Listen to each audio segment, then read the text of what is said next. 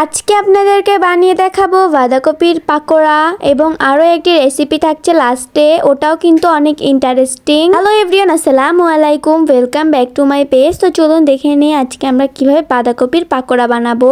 এখানে বাঁধাকপিগুলোকে কুচি কুচি করে সুন্দর করে কেটে নেওয়া হয়েছে। এখন এই বাঁধাকপিগুলোকে একটা বোলের মধ্যে নিয়ে নেওয়া হয়েছে। এখন এর মধ্যে দিয়ে দিতে হবে বাঁধাকপির পাকোড়া বানানোর জন্য উপকরণ। প্রথমে এর মধ্যে দিয়ে দেওয়া হয়েছে হলুদ, লবণ, মরিচ এবং ধনিয়ার গুঁড়া।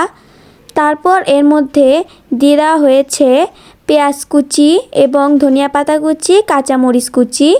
তারপর সব কিছু একত্রে ভালো মতো মিশিয়ে নিতে হবে হাতের সাহায্যে। এই পাকোড়াটা খেতে কিন্তু অনেক বেশি মজাদার হয়ে থাকে, আপনারা অবশ্যই বাসায় ট্রাই করবেন। এগুলোকে মাখা হয়ে গেলে এর মধ্যে দিয়ে দিতে হবে আটা। আটা দেওয়ার পর আবারও হাতের সাহায্যে ভালো মতো সব কিছু একত্রে মিশিয়ে নিতে হবে। সুন্দর মতো হাতের সাহায্যে আটাটাকে মিশিয়ে নেওয়ার পর এর মধ্যে দিয়ে দিতে হবে একটা ডিমটা এখানে দিয়ে দেওয়া হয়েছে। তারপর আবারও সুন্দর মতো একসাথে মেখে নিতে হবে, সব কিছুকে ভালো মতো মিশিয়ে নিতে হবে।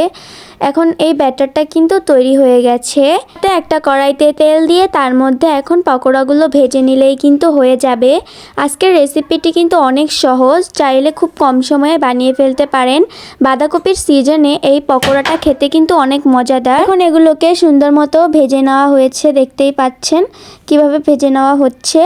তো আপনারা কিন্তু অবশ্যই বাসায় ট্রাই করবেন। বাঁধাকপির সিজনে এই পকোড়াটা ট্রাই না করলে আপনারা মিস করে যাবেন। দেখুন এগুলো কিন্তু প্রায় ভাজা হয়ে গেছে, সবগুলো একত্রে সুন্দরভাবে লাল লাল করে ভেজে নিলেই একদম রেডি হয়ে যাবে। দেখুন পকোড়াটা কিন্তু হয়ে গিয়েছে। আশা করছি রেসিপিটি ভালো লেগেছে। রেসিপিটি কিন্তু ভালো লাগলে অবশ্যই লাইক করে দিবেন। তো চলুন এখন আরও একটি রেসিপি দেখাই, সেটা হচ্ছে নুডলস রেসিপি। আমি নুডলস একবার রান্না করে খেলে বারবার খেতে মন চাইবে। আপনারাও চাইলে এই সহজ পদ্ধতিতে নুডলস অনেক মজা করে রান্না করে ফেলতে পারেন। তো চলুন আপনাদেরকে দেখাই কিভাবে এই নুডলসটি এখন রান্না করা হবে। প্রথমে চুলায় তেল দিয়ে তার মধ্যে দিয়ে দেওয়া হয়েছে আলু কুচি। এখন আলু কুচির মধ্যে দিয়ে দেওয়া হয়েছে পেঁয়াজ কুচি। তারপর সব কিছু একটু ভাজা দিয়ে দিতে হবে সিম এবং গাজর কুচি। তারপর এগুলোকেও ভালো মতো ভেজে নিতে হবে। তারপর দিয়ে দিতে হবে টমেটো কুচি, এটাকেও এগুলোর সঙ্গে মিশিয়ে একদম ভালো মতো ভেজে নিতে হবে।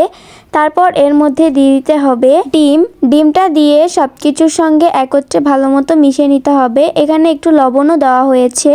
সব কিছু একত্রে ভালো মতো মিশিয়ে নেওয়া হয়ে গেলে দিয়ে দিতে হবে নুডলসের মশলা। আবারও ভালো মতো নেড়েচেড়ে মিশিয়ে এর মধ্যে দিতে হবে সেদ্ধ করে রাখা নুডলস। তারপর সব কিছু একত্রে ভালো মতো নেড়েচেড়ে আবারও আরেকটা মশলা দিয়ে দিলেই কিন্তু নুডলসটা রেডি হয়ে যাবে।